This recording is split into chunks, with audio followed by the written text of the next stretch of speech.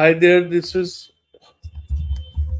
Hi there, this is Love Johar. Thank you so much for tuning into this channel and thank you so much for watching this video. In this video, we will understand what are the different types of five categories of risks. What are operational risks? What are financial risks? What are strategic risks?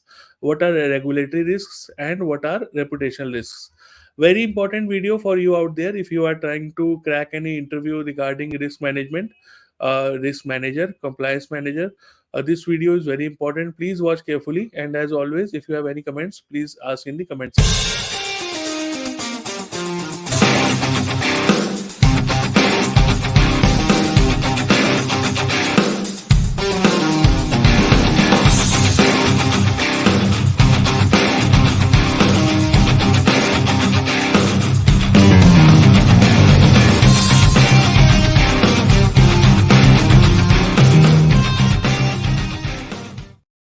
Now, anybody can ask you in the interview to provide more details into what sort of risks will you manage in an organization. Okay, so five different categories of risks are present in every organization. So please watch this video very carefully.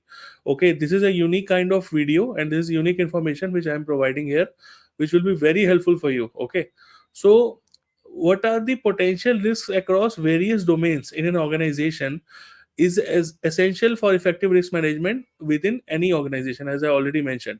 But how do you do that? Okay, because how do you do that is by analyzing all the potential risks in different categories of an organization. For example, operational risks, financial risks, strategic risks, regulatory risks, and reputational areas. So these are the different domains we will cover in this video. Okay, so first of all, let us try to understand what is operational risks. So operation, as the name suggests, only it says any risk associated with process failures, because operation has processes. Okay, you have operations, you have processes. Any sort of process failures in the operations, will actually result in operational risks. Similarly, operations also have technology, because operations are driven by technology. So any sort of technology risks, if you have in business operations, will again become a operational risk. Again, you have supply chain as well in the operations to make sure that all the business operations run smoothly. So any sort of supply chain disruption also comes under operational risk. Human resource is very important. In order to run operations, you need human capital, you need employees, you need skills, you need proper operational continuity and quality. So human resource again is very important and a part of operational risks. So now let us understand and go a little bit deep into what is process failure. So any breakdown in operational processes, okay, could lead to delays, errors, or inefficiencies affecting productivity and customer satisfaction. So, how does it happen? Let's say there is a process, okay, which you have, and in that particular process, the customer has to enter their card information in order to get to the product. There is an e-commerce website which you have. So, customer has selected the product in the cart now. Now, customer is entering their credit card details, but somehow the credit card details are not being accepted by the website which you have, e-commerce website. Now this is a clear breakdown in your process. The ideal process should be the credit card details should be accepted and the customer should be given a receipt, invoice for the purchase, and delivery should be confirmed. But here in this case that is not happening. Okay, so there is a process failure now in this case. So what is happening is it will lead to delays, errors, and inefficiencies. Okay, in your overall productivity, okay, and customer satisfaction also, because customer will also understand that this website is not operating properly. So it would again hamper your business. Okay, technological risks are depending upon technology. Okay, so let's say in this same scenario where you have e-commerce website, let's say the website is not available due to any reason. Okay, due to a DDoS attack, due to a denial of service attack, or because of any reason the servers are overwhelmed because of the traffic on the website. There could be any n number of reasons.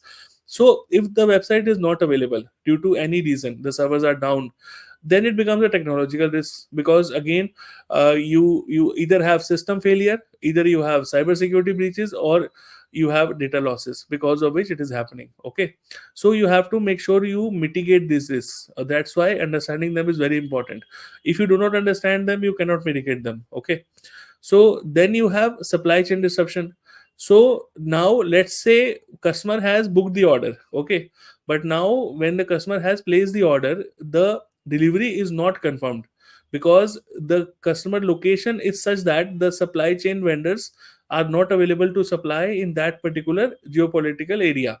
Okay, now what will you do? Okay, again this has become a supply chain disruption issue now, because your supply chain cannot provide delivery in that particular location. So again it is becoming operational risk for the business. So how will you mitigate that? So think about these perspectives. I'm giving you real case scenarios so that you can think about these things. Okay, then you have human resources. Okay, let's say due to any reason the website is not updated with the new items which are being placed in the warehouse of your organization e-commerce website. So because of let's say a person who was actually uploading the data from the warehouse to the website is not available anymore. So now here you have a human capital challenge. Because of employee turnover now, there is nobody who can actually update the website. There could be things like that happening into businesses, especially small businesses. So things to keep in mind. Okay, that's why operational risks are very important. Now coming to financial risks. What is a financial risk? So financial risk, again, a business runs on money. If there is no money, there is no business. Okay, so market volatility is very important. Fluctuations in market, if any sort of fluctuations are there, the business would be affected. Okay, fluctuations could be in share market, fluctuations could be in the area of operations of your business. Okay, so market volatility plays a very important role. Okay, in your business. So you have to keep in mind market volatility as one of the financial risks. Credit risks, exposure to default by customers, counterparties, or lenders could lead to financial losses. Okay, this is very simple and easy to understand how credit risks can happen. Liquidity risks, inadequate cash flow. If you do not have proper cash flow in place, if the business is not generating proper cash flow or access to the capital, this actually hinders the organization's ability to meet your financial obligations. Okay, if you do not have enough cash flow, so this is very important to keep in mind. Investment risks, poor investment decisions or market downturns again could result in asset devaluation or capital losses. So you need to understand all these financial risks as well if you are dealing with risk management in an organization. Now coming to strategic risks. What would be the strategic risks? Competitive pressure. Okay, because strategic would be dealing with the entire market dynamics. You have to make sure that you are ahead of your competition. So if you are not able to change as per the market dynamics and your competition is actually taking away all the profit and shares, this would actually add to your competitive pressures. Okay, so you have to understand these risks. Strategic missteps, poor strategic planning. Okay, missed opportunities, failed initiatives, improper business development planning, all these part of the strategic risks for an organization. Strategic decisions are related to reputational risks. Okay, because if there is an organization reputation being damaged, especially nowadays in case of social media, where people can simply tag any organization and simply add their frustration with the particular product or service which they had. So easily reputational risk can come into play. So you have to think about these risks. Okay, if you are managing risk for an organization as a risk manager, as a risk analyst, whatever role you are playing in the governance, risk and compliance, this is very crucial for you. Okay, innovation risks, insufficient investment in innovation or disruptive technologies may render the organization obsolete or less competitive over time. Of course, because if you do not innovate your products, if you do not innovate your services, of course it will become a challenge over the long term. So strategic risks are need to be taken care of. Okay, now after that, what is regulatory risks? Regulatory risks are nothing but compliance failures. Let's say there is a proper law, there is a proper regulation and you are not able to comply with it. So it will of course result in fines, penalties and legal liabilities for your company. So compliance failures should be taken very seriously. Okay, regulatory changes in legislation or regulatory requirements may necessitate costly modifications to operations, product, or services. If you are not changing them, again, it will become a regulatory compliance risk. Then you have data privacy and security. Non-compliance with data protection regulations or breaches of customer data privacy can lead to legal consequences and reputational damage as well.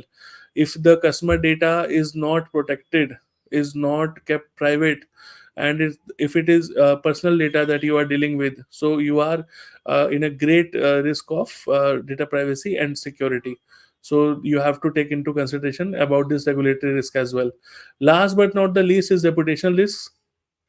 One thing more before discussing the reputational risk, I want to add here.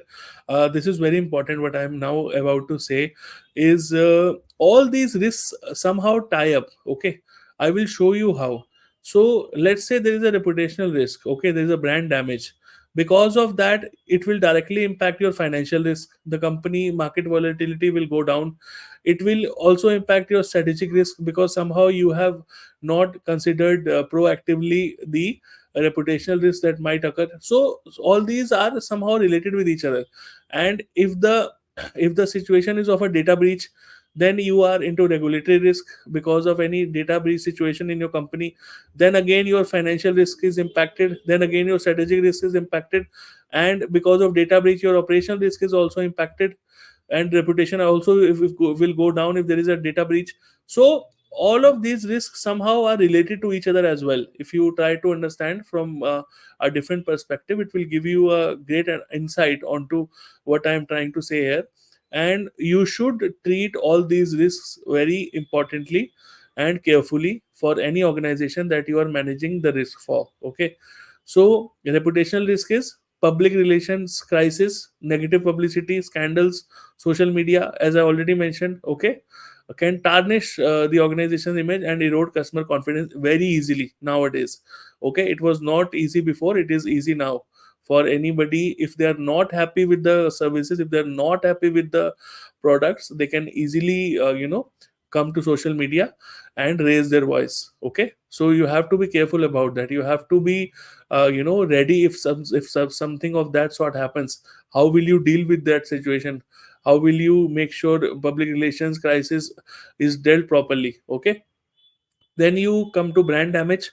Okay, poor product quality, unethical behavior, any sort of these conducts can actually go to brand damage, and long term customer loyalty is lost. Okay, so these all come under reputational risk. Stakeholder perception, mismatch between stakeholder expectations. Okay, let's say you have many shareholders in the organization, and all the shareholders have different expectations. Again, it will lead to actually reputational harm because it will give a bad impression for the organization, saying that the stakeholders are not aligned with the organization's overall goals and objectives. So all these things need to be kept in mind. A very important video, especially for risk managers, risk analysts who are starting their career in risk management domain, along with anybody who is new as well in this domain. It will actually help you in the long term. Any follow-up comments, anything you want to ask or add, feel free to add in the comment section. Thank you so much for watching. Take care. Bye bye.